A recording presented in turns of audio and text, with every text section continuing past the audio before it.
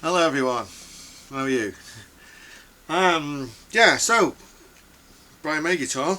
That's what I want, not want to talk about tonight, but no, it's this. Not sure if you heard about this. This is like the 40th anniversary of this album coming out, the Brian May and Friends Starfleet project. It came out in '83.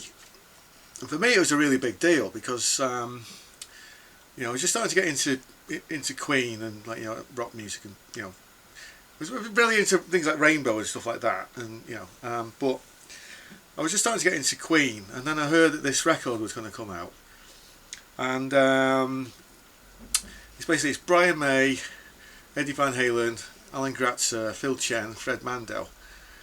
Now, I hadn't heard much Van Halen at the time. I'd heard of them, but it was kind of like, it was really, it was that experience of, just hearing sort of Brian May and Eddie Van Halen sort of just jamming, outside of the context of the bands that they'd been in. I think I want to talk a little bit more. Yeah, I'll tell you more about it. The Queen they were sort of on they were on like a hiatus. They put out that Hot Space record, and it's kind of, I think they were trying to break new ground. It's like sort of, there's like funk soul music in it, and it was kind of, it was Queen but it wasn't Queen, if you know what I mean. So to the end of that tour, they took this long break, and you kind of get the feeling that Brian was sort of a bit stifled. You can kind of tell that, he'd been in this band for a while, and obviously there'd been other things, packing in his PhD and thinking about what might have happened then, and then the success of this, this band Queen. But being on that treadmill of album tour, etc., etc. So you can kind of see how, first of all, taking the impetus to sort of think, I'm going to put a different band together for a change. You kind of see some of that coming through, and I think the same is probably true of Eddie as well, because Eddie was sort of, he's starting to get in all this accolade, about being like the best guitarist in the world, and but it's sort of like, whether he actually lived up to his own hype, or whether he felt that as well. So hearing, hearing Brian and Eddie just jamming away, you can see how they're sort of feeding off each other and sort of challenging each other as well. That's something, I think both of them actually needed it. I think both of them are sort of being boxed in, by the groups they were in at that time, and certain circumstances, etc. So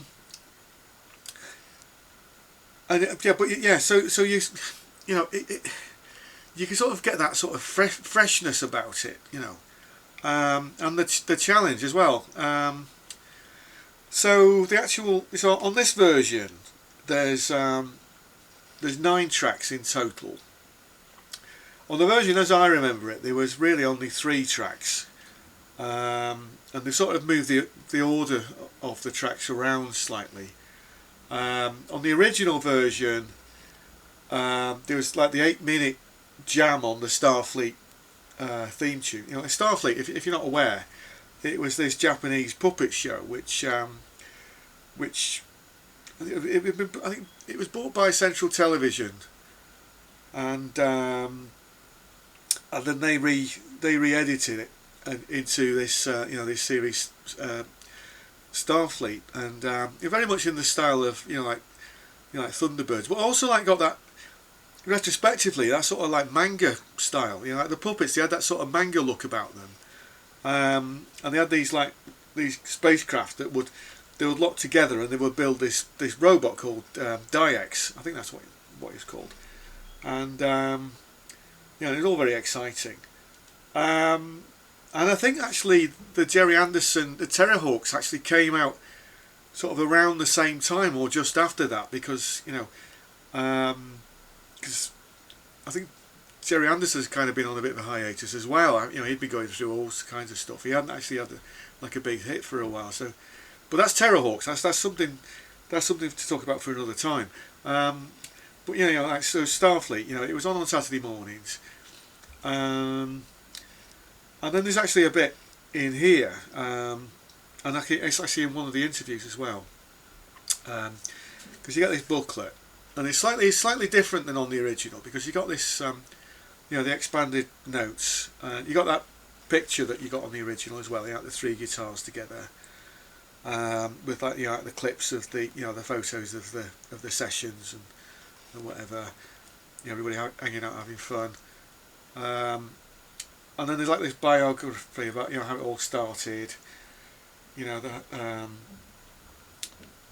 Brian used to watch Starfleet with his son Jimmy, and Jimmy was saying, well, instead of doing Queen stuff, why don't you do that? And so he says, well, all right then. And sort of thought about it, and then so the idea grew on him, and then he sort of put this idea together. Yeah, and there's some more pictures here as well. Sort of Brian and Eddie. There's sort of a note by Phil Chen here. It's more of a montage of sort of press clippings, etc. There's a Fred Mandel piece here as well, a similar sort of thing. And Alan Gratzer, he's done something as well. And then bringing it up to date, there's Sir Brian now, isn't it? I don't know whether to bow or curtsy or what to, but yeah. And then there's like the lyrics and the lyrics to Starfleet and Let Me Out, and then that bit with them sat on the floral settees there, with Eddie with his cap on. Yeah, and then there's credits and whatnot.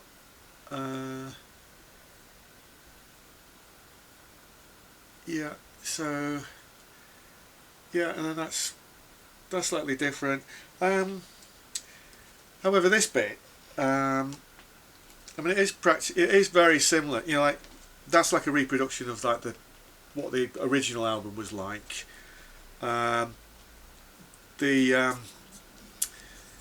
This image, this is very similar to what was on the original LP as well. So actually, just getting into like the track listing now. As I was saying, they've moved the order round. They've got the radio edited version of Starfleet as like the leader track. And when I was listening to that, I was getting sort of shades of like the Queen track Breakthrough. It was kind of, I was getting sort of like, you can kind of hear that sort of proto version of that breaking through as well. And then Let Me Out is like this blues track, which sounds like it could have worked really well on the Works. I'm not actually sure when that was written. It's never actually stated when he wrote that song, but it would have worked. I think it would have worked really well as a Queen song. I'm surprised they never actually did that. When they did that Made in Heaven record, I'm surprised they never actually sort of found an old take of that song. Whether they'd actually done one, I don't know. And then the Blues Breaker, it's kind of a bit of a mixed bag, because it's kind of like it goes on for about 12 minutes, something like that. What's that in that Bohemian Rhapsody? The Mike Myers character with the beard. It goes on forever. Well, it's about 12 minutes long, but it's sort of, you get the you get the feeling of that that freshness of it. They're all in this room and they're just jamming there, and especially like this. It's mostly like a trade-off between sort of Eddie and Brian sort of just jamming. There's bits of the piano come in as well, and actually when it goes into like a double time sort of rock and roll version of the blues jam, you can hear Fred Mandel. You can hear his piano coming out a bit more. To be honest, I would have liked a bit more of that piano in the actual jam, because you can kind of see the direction that the band was going in. It's a lot more progressive than Queen, because of all the other influences were coming in. But you can actually hear, how good a pianist Fred Mandel is or was, at that time, and you're getting sort of shades, on the Works, the Man on the Prowl, that rock and roll piano that Fred plays on that. Very similar. It could almost have come up from the same session, and I think the Works recorded at the record plant. I'm not sure. So then there's an interview with Cynthia Fox, which I've got a feeling I heard that before, which is like just giving like a lowdown on like how the project happened and what it was about. And then another radio interview, live version of Let Me Out from the that first the Back to, I think it's from the Back to the Light tour. It says 93, and then the two versions of We Will Rock You, like the regular version and the fast version. And then I think the crowning glory is the 8-minute long Starfleet track, like the unedited version. Again, it's more sort of like, it seems to be about like Brian and Eddie trading off from each other, and there's some synthesizers in there, and and obviously the drums and the bass, they're doing really well. But I mean, maybe it's because I've been so used to listening to like more like sort of progressive music, that as good as Fred Mandel is, say that's like if Jordan Rudess had been the keyboard player, on that session, you'd kind of be, the keyboards would be up there, they'd be like the three soloists practically, wouldn't they? So but anyway, that was a different era. But I do think that is good, because you are getting that sense of sort of Brian and Eddie just pushing each other. They're doing things which they perhaps wouldn't normally do. You're getting some really good stuff from Eddie coming through, and you can kind of see the usual tapping techniques and the harmonics and the pinch harmonics, and but he's in a way, even throughout the whole of the album, you can tell he's kind of like he seems a bit out of his depth. I mean, when I say out of his depth, I don't mean there's like, I don't know what to do. I mean, it's kind of like it's a fresh situation for him, and so you can kind of see sort of Eddie being challenged to go in different directions, which is retrospectively, because then you can see that like Van Halen, they released the 1984 album shortly after, which I mean, the 1984, for a long time, that was my favourite Van Halen album. I mean, you may differ, but you do get that sense as well that maybe Eddie was looking for like a new channel, a new direction.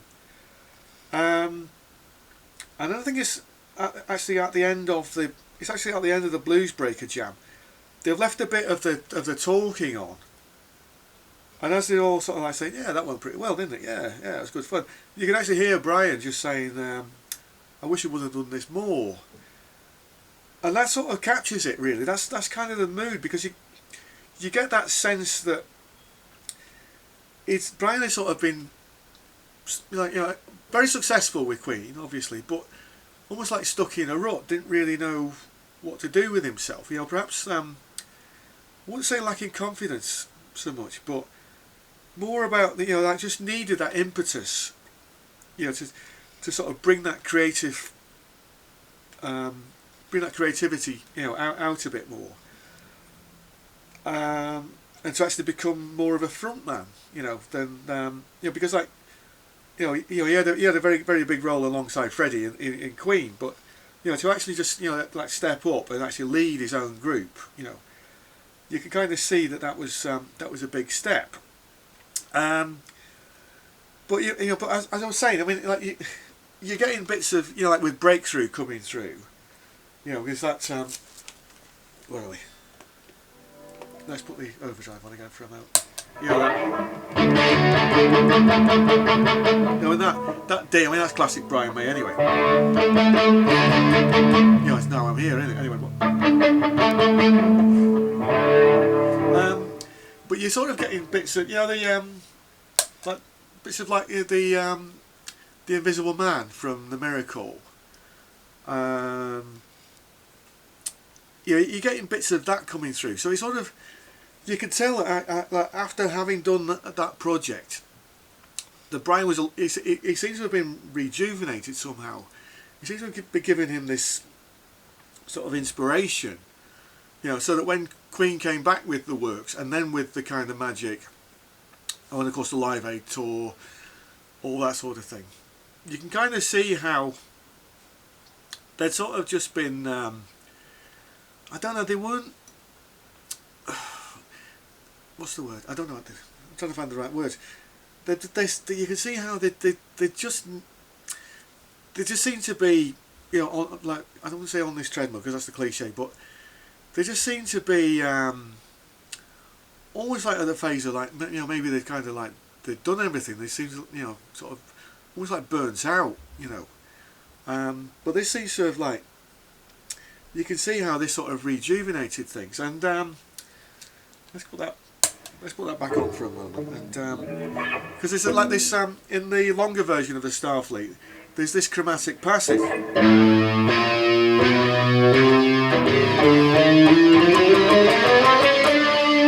Yeah, and you might recognise that from the live version of One Vision, that they actually used that in that, you know. So obviously it had been you know, it had been a big inspiration, and of course, you know, those chords. You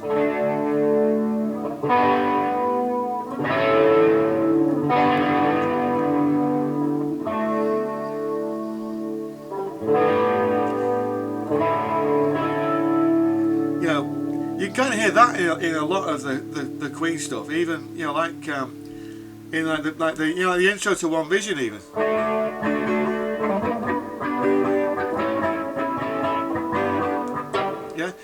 Yeah, you can kind of hear it there, you know. Yeah. Yeah, I'm not going to go any further with that, but you know, you see what I mean? How you know, that just having done that project, and I kind of do wish that maybe there'd been some more sort of side projects, you know. I mean, I've said in a different video, there was that other Japanese. It was actually Japanese and French. The Ulysses 31. The soundtrack in that, it sounds very similar to this. You know, like the Starfleet project and Flash Gordon. You can kind of tell how some of the music from that could have been inspired by you know, by listening to this album. So now there is a box set version of it where you get the album and you get like all like the outtakes and all like the string breaks and everybody swearing, going, "Oh, I messed it up," you know, and all the bum notes. But that's I mean, I saw it. It was in HMV. I mean, the version I saw, it was about £89. Now I'm sure somebody out there will get it, you know, simply for what it is. You know, that if you're a Queen fan, record collector, you'll get it because, you know, it's the box set. But I would still recommend, you know, like just picking this up, Joe, just really just for the sheer nostalgia value of it. Because like when this came out, you know, when I was a lot younger, you know, this was like one of my favourite records. You know, I'd play it and play it and play it to death, and I picked up so many licks and ideas from it. You know, and even listening back, you know, I could kind of remember bits of the solo, you know, and bits of the, you know, bits of the themes, and you know, and of course, you know, like some of it at the time, I didn't actually have the technique, I didn't have the theory, I didn't have the experience. But of course, you know, looking back on it now, you kind of like, it sort of joins the dots between all like the things which came after. So for that reason, you know, like if you're an older sort of Queen fan like I am, then it's perhaps worth, you know, just picking that up just for, you know, just for those reasons, you know, because can you remember, you know, how old you were when you first heard this record, or maybe you've never heard this record before, but you know, if you can, you know, it sort of might you know, just awaken some you know, some old memories about, you know, what was going on in your life at the time. Yeah, anyway, so I'm going to leave it there. Thanks for watching. Please consider subscribing, and I'll see you soon.